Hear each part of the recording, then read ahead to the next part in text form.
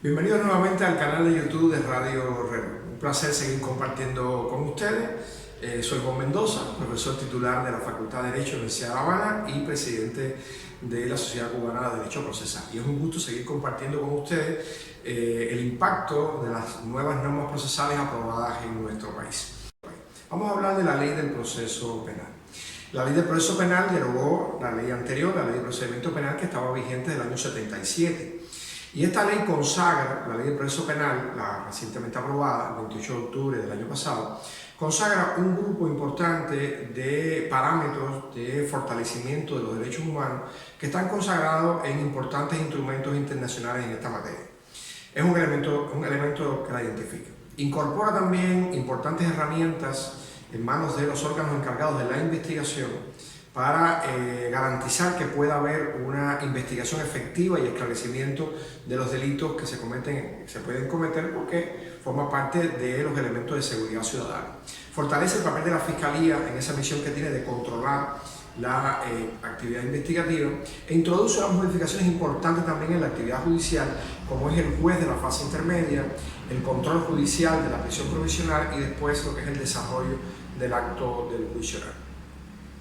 Yo quisiera resaltar algunos de los elementos que caracterizan la novedad de la ley, y estos elementos están asociados fundamentalmente a, que son los que quiero resaltar, hay muchos que pueden ser mencionados, pero hay tres elementos que quisiera resaltar, que es la incorporación en nuestra ley del principio de oportunidad, la incorporación en nuestra ley de una presencia más temprana del abogado en el proceso, consagrado en el artículo 95 de la Constitución, y también el papel que asume en nuestro nuevo proceso penal la víctima de los delitos.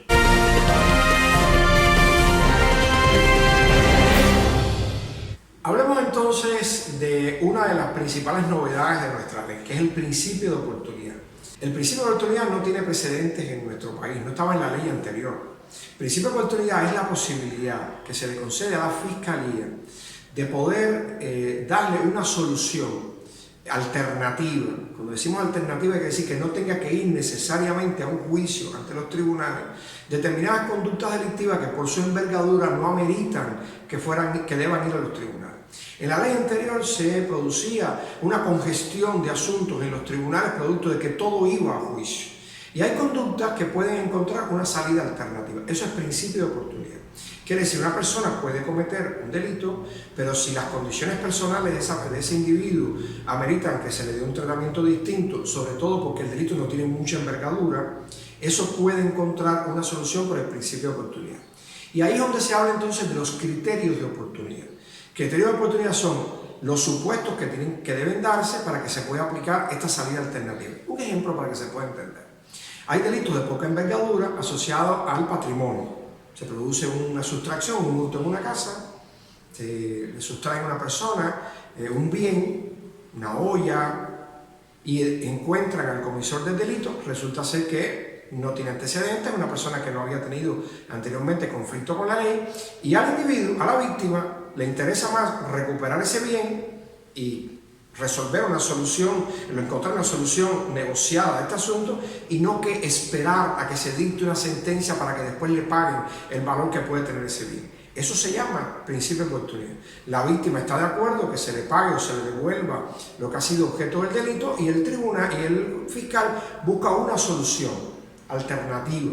Esa solución alternativa puede ser desde una multa administrativa o presentar ante un tribunal el sobreseimiento condicionado. Sobreseimiento condicionado es que se va al tribunal y dice al tribunal: mira, esta persona tiene una buena conducta, esta persona cometió un delito de hurto, pero la víctima ha encontrado solución a su tema económico y le vamos a poner entonces una medida que puede ser trabajo en una comunidad o el control del juez de instrucción. O sea, se le impone un mecanismo de condicionamiento, por eso es que se llama sobreseimiento condicionado, pero no va a los tribunales. Eso evita que muchas conductas, que son conductas de bagatela, que son conductas que no tienen importancia, congestionen la actividad de los tribunales. O sea, estamos hablando, hay delito, sin duda, pero es un delito, los criterios son varios, no solamente el delito de poca importancia. La ley establece que tienen que ser delitos, si son intencionales, hasta 5 años, y en el caso de los imprudentes puede ser con mayor sanción, pero permite que en ese tipo de delitos se busque una solución alternativa, Quiere decir, o una multa o un condicionamiento determinado impuesto por el tribunal y que es controlado por el juez de la ejecución, pero se evita que la persona vaya a los tribunales. Y eso descongestiona la actividad de los tribunales y al mismo tiempo hay una respuesta efectiva del Estado hacia la conducta en la que incurrió el comisor y un resarcimiento a la víctima. O sea, se logra una armonía en la solución del problema penal. El segundo punto es el que tiene que ver con la presencia temprana del abogado en el proceso. En nuestro anterior modelo procesal, el abogado entraba muy tardíamente. Si la persona estaba en libertad, no había presencia de abogado, y si la persona era detenida y se le ponía una prisión provisional en espera del juicio, el abogado no podía incorporarse a prestar su servicio de asesoría profesional hasta los 7 días posteriores a la detención. Esto ha sido en nuestra nueva ley una revolución extraordinaria, porque en virtud del artículo 95 de la Constitución, que es el que regula la garantía del debido proceso penal, se logra la presencia del abogado en el proceso de manera muy temprana. Y esa incorporación está unida a lo que se conoce como imputación o instructiva de cargo. ¿Qué es la instructiva de cargo? La instructiva de cargo es la información que los órganos encargados de la investigación, la policía, los instructores, le realizan al individuo para que sepa que está siendo objeto de una investigación producto de un delito. Si la persona está en libertad, esto tiene que hacerse dentro de los 5 días siguientes a la denuncia. Se produce la denuncia y a partir de ese momento el individuo, 5 días siguientes, debe ser citado y se le instruye de cargo. Instruye de cargo es decir, usted está acusado de un delito. Si la policía decide detenerlo, y aquí está el aspecto más importante y más intuitivo de mayor protección, si la policía decide detenerlo, tiene 24 horas para instruirlo de cargo. 24 horas. Ninguna persona puede estar detenida más de 24 horas sin instruírsele de cargo. Y a partir de ese momento se le da la posibilidad al individuo que él decida si él quiere abogado o no. Si la persona desiste del derecho al abogado, porque es una decisión libre, las garantías no son obligatorias, las garantías son herramientas que tú puedes usar. Si la persona decide prestar declaración sin la presencia de un abogado, perfectamente viable. Ahora, si la persona detenida dice, no, yo quiero abogado, se abren entonces 2 posibilidades. Usted tiene algún abogado designado que venga a defender, es la primera variante. Puede venir la familia y contratar los servicios de un abogado de la organización de bufetes colectivos. Pero es posible que no lo tenga y la persona dice, no, yo no tengo abogado, pero quiero abogado. Y ahí se incorpora una institución que es de mucha importancia, que es el abogado de oficio, que es suministrado también o garantizado también por la Organización Nacional de Bufetes Colectivos. Quiere decir que si la persona dice, requiero la presencia de un abogado, a partir de ese momento se paralizan las actuaciones y hay 48 horas para que el abogado comparezca ante los órganos de investigación para que acompañe al individuo en la toma de declaración, que es un acto importantísimo.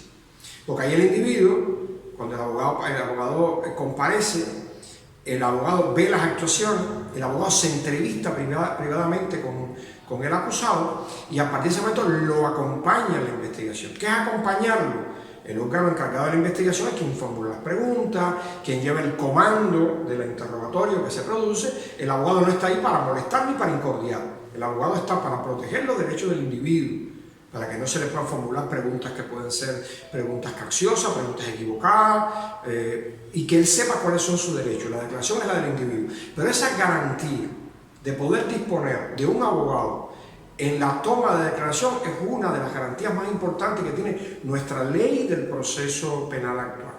Es algo realmente que ha implicado un desafío para los compañeros encargados de la investigación en nuestro país, pero sin embargo, por la observación que se está haciendo desde el comienzo de esta norma en enero del 2022, esto ha fluido de manera muy armónica y se han engranado los mecanismos de la investigación de la Fiscalía para lograr que este derecho constitucional y consagrado en la ley del proceso penal encuentre una real realización en nuestra investigación penal y realmente no se han presentado situaciones de quejas que puedan aseverar que la ley no está operando bien. O sea, hay un buen desempeño de esta garantía de la presencia temprana del abogado en el proceso penal que, reitero, está consagrado en los principales instrumentos internacionales de protección de derechos humanos y nuestro país soberanamente lo ha incorporado en el nuevo modelo del proceso penal cubano. El tercer aspecto que quería mencionarle porque la importancia que tiene de la nueva ley del proceso penal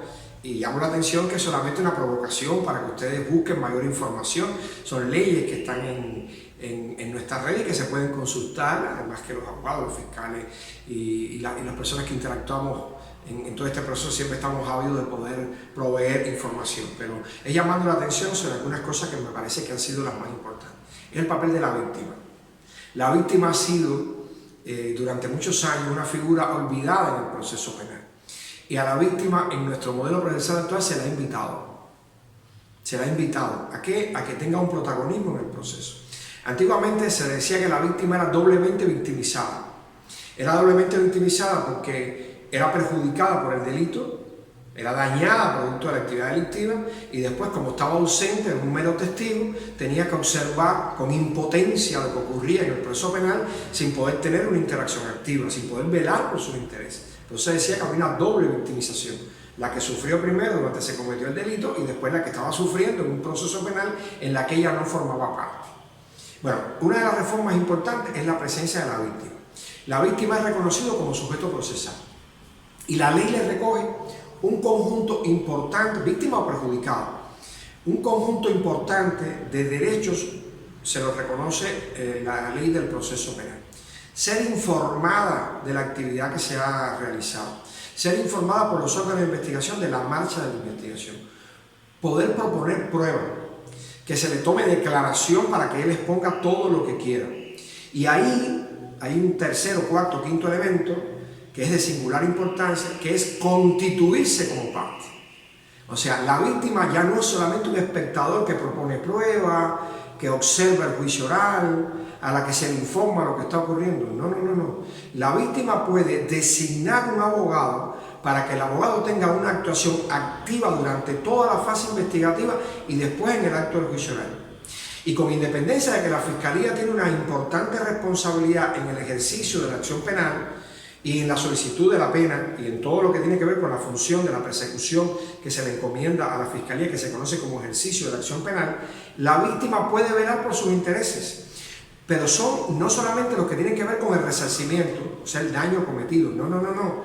Si tiene la posibilidad de participar en el proceso y a partir de los hechos que han sido narrados por el fiscal en el acto del juicio oral, tiene la posibilidad de considerar que hay un delito distinto de mayor envergadura, considerar que hay circunstancias agravantes, solicitar una sanción mayor incluso que la que ha solicitado la Fiscalía, de tal manera que el tribunal, que es el que va a fallar y es el que decide al final la sentencia que corresponda al individuo, va a tener todo el escenario servido, va a tener la posición del Estado en manos de la Fiscalía, va a tener el abogado de la víctima que está realizando una función también de complementariedad al trabajo de la Fiscalía y después la posición del abogado defensor. O sea, el tribunal va a tener todo el espectro, todo el abanico de posibilidades que le permiten poder lograr una solución más justa, equilibrada y adecuada al proceso que está persiguiendo o que está atendiendo. Quiere decir que la presencia de la víctima en el proceso penal cubano es, junto a lo que mencionamos anteriormente del principio de oportunidad y del derecho temprano de la defensa en el proceso penal, una de las claves esenciales del avance que ha tenido nuestro enjuiciamiento penal en nuestro país. Un saludo y espero que esto les sirva para lograr en ustedes una mayor motivación sobre las reformas procesales de nuestro país.